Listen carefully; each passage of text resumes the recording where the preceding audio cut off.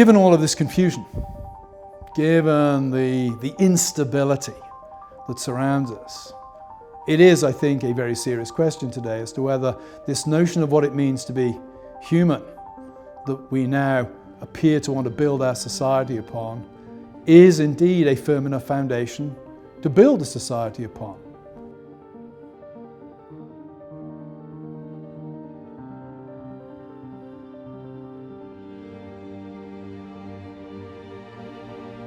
We live in a very interesting age, and perhaps one of the most interesting things about the times in which we live is this. Some of the most serious crimes, it seems, in society today are not crimes against property or against physical persons, but are crimes of language. Use of the wrong pronoun, use of words that were once upon a time acceptable but are now considered to be deeply offensive. It's odd. Thomas Jefferson, of course, could famously talk about freedom of religion in terms of it didn't really matter to him whether his neighbour believed in one God or 10 gods or no God at all. It neither picked his pocket nor broke his leg. Jefferson was operating with a view of the world where crime was considered, we might say, in pretty physical terms. Today, crime seems to be something that is psychologically conceptualized. And that raises interesting questions about where does this come from and how do we see it manifested in the world around us today. We see some of it in the ever-changing politically correct vocabulary. I alluded just moments ago to the fact that words that were acceptable 5 or 10 years ago are now considered to be hurtful, hateful. We see it in the destabilization of terms that once upon a time were regarded as perhaps having a self-evident and stable meaning and are now regarded as incredibly difficult to define. For example, the notion of woman. 10, 15, 20 years ago, if anybody had raised a question about what a woman is, they would have been laughed at. They would have been seen to be ridiculous. Yet today, some of the greatest legal minds in our country, members of the Supreme Court, for example, seem incapable of providing a stable, clear definition of what a woman is. One of the other symptoms is the relentless conformity that's demanded on these issues. Once upon a time, perhaps, disagreement on the meaning of terms might not have been considered something that rose to the level of that which needed to be dealt with by the law courts. And yet now we live at a time where relentless conformity to the language of the day, to the vocabulary of the day, to the concepts of the day is demanded at all levels of society. And one of the strangest things about this, one of the strangest results of this is that virtues that many of us grew up with, things that we regarded as self-evident goods, for example, freedom of speech and freedom of religion, are increasingly cast as problematic. Indeed, not part of the solution to our problems, but a cause of the problem itself. Think of it in times past, the answer to hateful speech, the answer to wrong speech, the answer to lies was seen to lie in freedom of speech.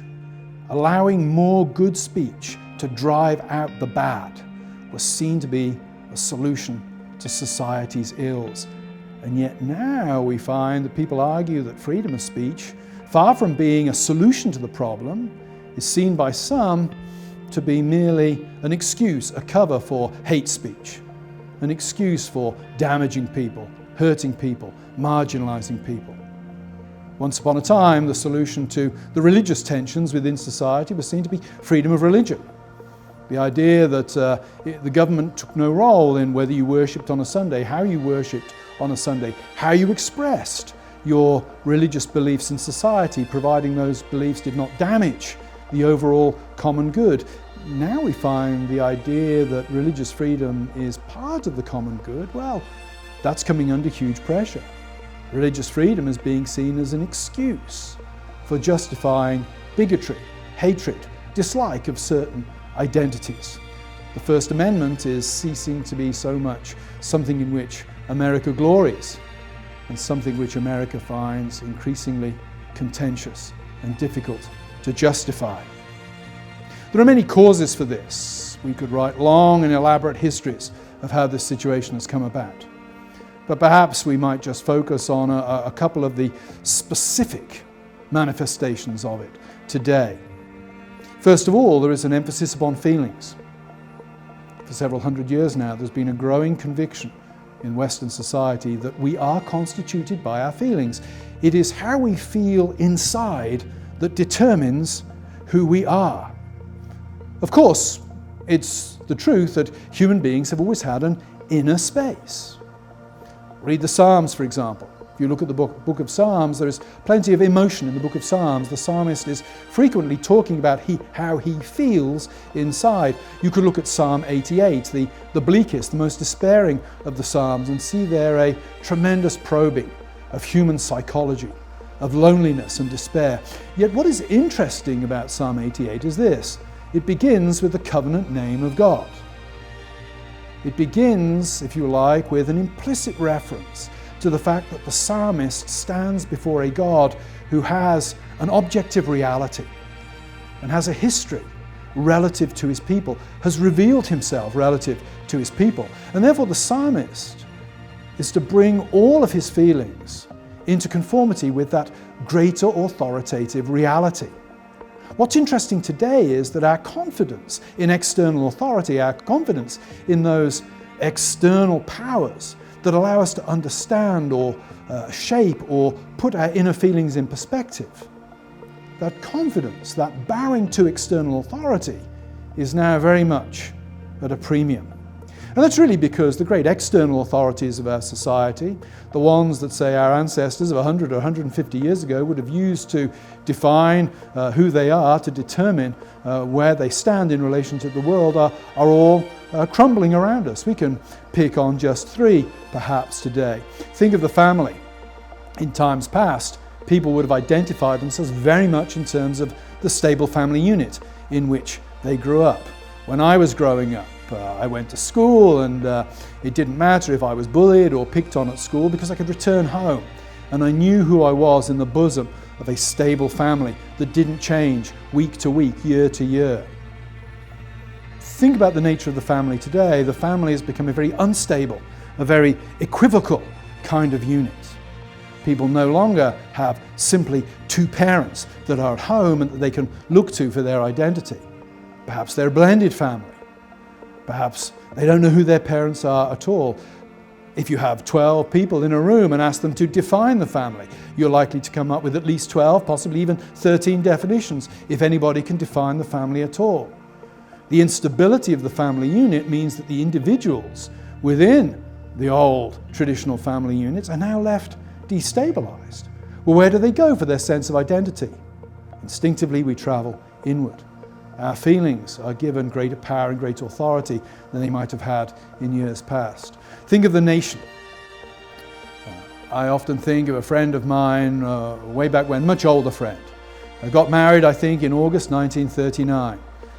September the 3rd, 1939, King George VI spoke to the British people and informed them that he'd not heard back from the German ambassador in London relative to the German invasion of Poland, and that Britain was now at war with Germany. Very shortly thereafter, my friend signed up to fight for his country.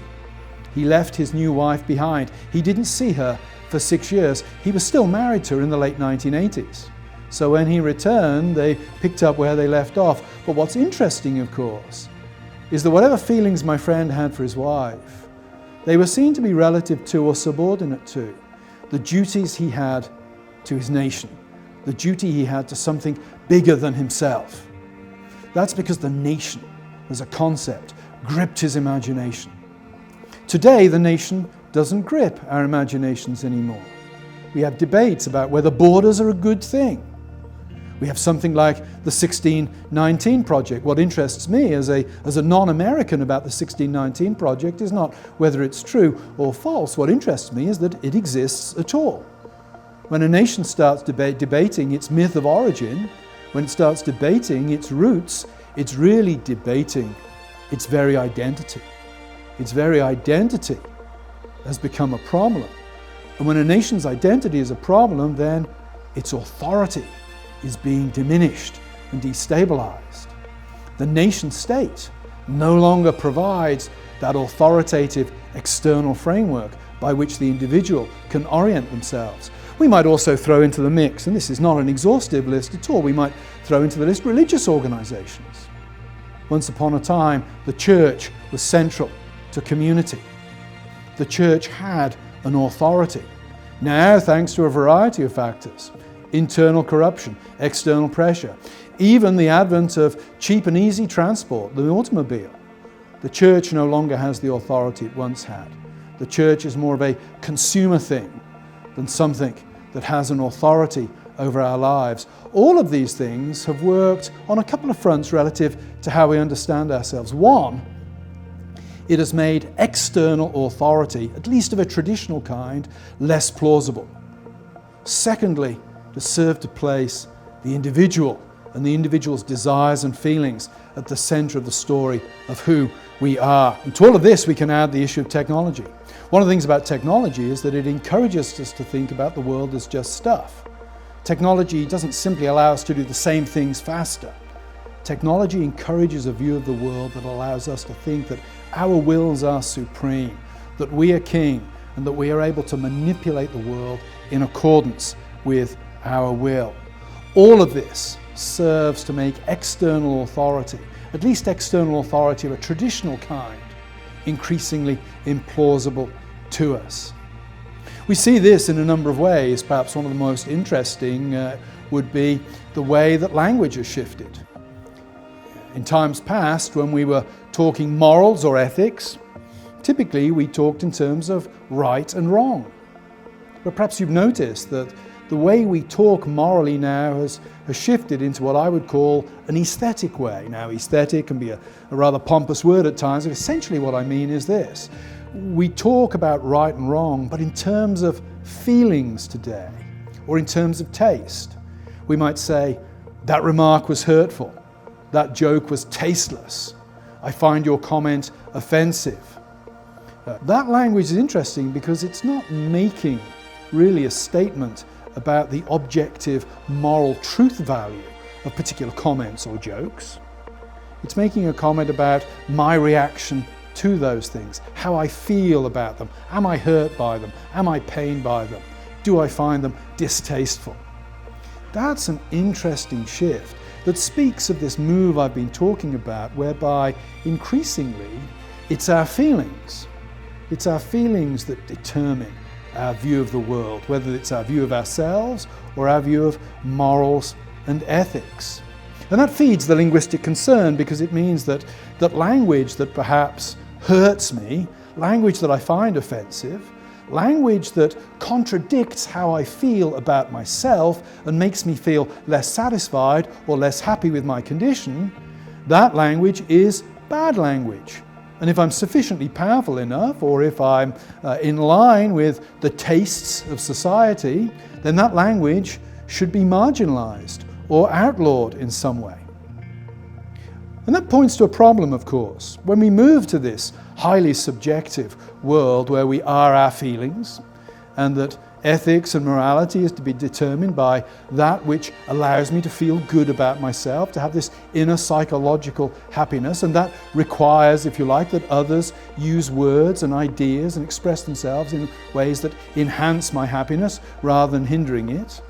The problem is this. We have a weird situation where we end up with a radically subjective or libertarian understanding of what it means to be a human being. You can be whoever you think you are, but when we allow that, we have to acknowledge that that could lead to total anarchy, because some identities stand in direct opposition to others. The Orthodox traditional Christian, for example, cannot acknowledge the identity of the queer person. And indeed, the Orthodox traditional Christian who uses Orthodox traditional Christian language about human identity and personhood is going to be using language because of who they are that a queer person finds to be offensive, finds to deny their selfhood or their personhood. And that's where we see these great battles over language emerging in our society. We might also add to that the disappearance of the private sphere. Once upon a time, say when I was growing up, views could be expressed around the dinner table that had no relevance to my life in the public square. I could be a good employee and hold views that perhaps my employer or the wider world disagreed with, as long as those views did not impinge upon my effectiveness in the workplace.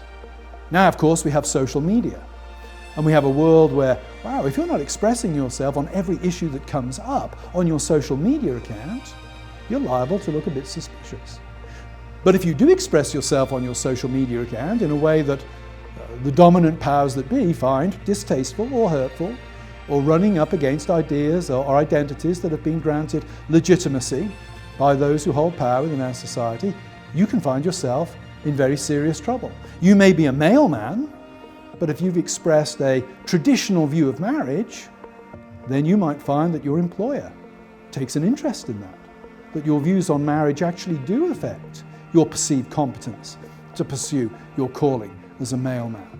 That's the kind of world we live in now, where privacy has vanished and everybody is expected, it seems, to comment on everything. It's the phenomena of virtue signaling with which many of us are familiar. If you have a social media account, you'll know that at certain times in the year, you will be expected to place certain symbols on your social media account in order to show your support for certain political, social, cultural causes. And if you don't do that, then you might find yourself coming under some heat, some pressure from the people you are linked to on social media. Your employer might take an interest. Corporations might take an interest. Your friends, your neighbors might take an interest in your lack of virtue signaling on a particular point. Problem, of course, with virtue signaling, if you take it against the background of what I talked about earlier, of course, is that what constitutes a virtue today is constantly changing. Even the pride flag has been morphing over recent years, so if you use the old pride flag today, you might look rather reactionary compared to its modern iteration.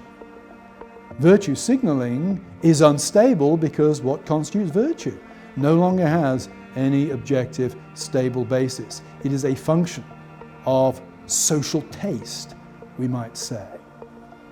And that leads me, if you like, to the conclusion that the only constant in virtue signaling is the signaling.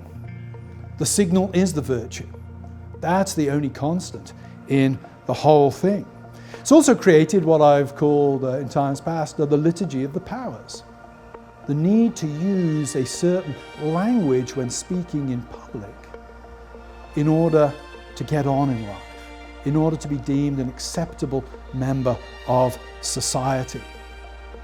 Because we are all expected to perform publicly relative to this understanding of selfhood, relative to this understanding of truth and morality today. We have this liturgy to which we must conform. Perhaps you've been required to specify your preferred pronouns at work. Perhaps you've undergone sensitivity training at work. Well, those things are part of a liturgical exercise. It may not matter what privately you think inside your head about these things, as long as you don't give public expression to it. As long as you use the liturgy, as long as you give the appropriate liturgical performance as determined by the powers that be, whether it's your employer, whether it's your social media circle, as long as you use the approved liturgy, you will be okay. Of course, this lack of rootedness of this liturgy in reality, its rootedness in this merely psychological social world, means that it's constantly changing, constantly subject to this ocean of feelings that moves hither and yon. And it's often unstable and incoherent. It's been fascinating in the post-Dobbs world, seeing the progressive left talking again and again about the infringement of women's rights, at a time where many, perhaps a majority on the progressive left, are unwilling or incapable of defining what a woman is. One would have assumed that it was fairly basic to protecting the rights of a certain sector of society that one was able to define that sector of society whose rights were at issue or were being challenged. Yet think of the Senate confirmation hearings for Ketanji Brown Jackson, when she's asked to define a woman and essentially punts the question. Can you provide a definition for the word woman? Can I provide a definition? Mm-hmm. No. Yeah. I can't. You can't? not in Okay. this context. So you I'm not a believe the meaning biologist. of What was interesting in the reaction to that was it was those who mocked her or pointed out the silliness of that who were decried as the villains of the piece. In other words, she performed in accordance with the Liturgy of the Powers. Those who pointed out the obvious, those, if you like, that pointed out that the emperor really does have no objective clothes at this point, they were considered to be the villains of the piece. Given all of this confusion, given the instability that surrounds us, it is, I think, a very serious question today as to whether this notion of what it means to be human that we now appear to want to build our society upon is indeed a firm enough foundation to build a society upon. When, for example, I watch a debate on the reintroduction of school uniforms in a California school, and one parent stands up and says, why can't we allow our children to express themselves through the clothes they choose? Alarm bells go off in my mind. So schools are now about allowing self-expression rather than about forming kids to be good members of society. That's an interesting shift in the notion of what it means to be an institution, entirely consistent with what I've outlined earlier in this talk. When I see a similar debate about serving in the military and I hear somebody saying, why can't we allow transgender people to express themselves through military service? It leads me to the question, well, is that what the army is for these days? As a means of self-expression, rather than as a disciplined force, if you like, in which the individual subsumes their identity under that of the unit in order to be able to fight for their country. A great shift is taking place, it seems to me, there, not only in the definition of the army, but in the definition of institutions in general. They're moving, as Yuval Levine has argued very cogently, from places of formation, as they traditionally were, to places of performance, places of, we might say, virtue signaling and self-expression. Is there any hope? Is there any hope then if this transformation of society is so comprehensive that even the very building blocks of that society, institutions of formation, are being transformed before our eyes? Where does the hope lie? Well, one aspect of hope, at least in the long term, is this. I think reality is real. The world cannot be just anything that our wills care to make it. Reality is real and it will bite back. We got a little taste of this, I think, in the time of COVID, where many of us were placed on lockdown for periods of time and were not able to have the physical interaction with friends and colleagues that is so typical of human existence. And we came to learn there that it's one thing to have a meeting online, it's one thing to see somebody via a screen, it's another thing to sit around a table and have a meal with them, drink a cup of coffee with them. Human bodies are important. Physical reality is important. That is a distinct part of who we are. And we could extrapolate that and say, the world has a shape. The world has a shape. And to the extent that we build views of the world that do not conform with that shape, to that extent those views are ultimately doomed to failure. Radical example might be transgenderism.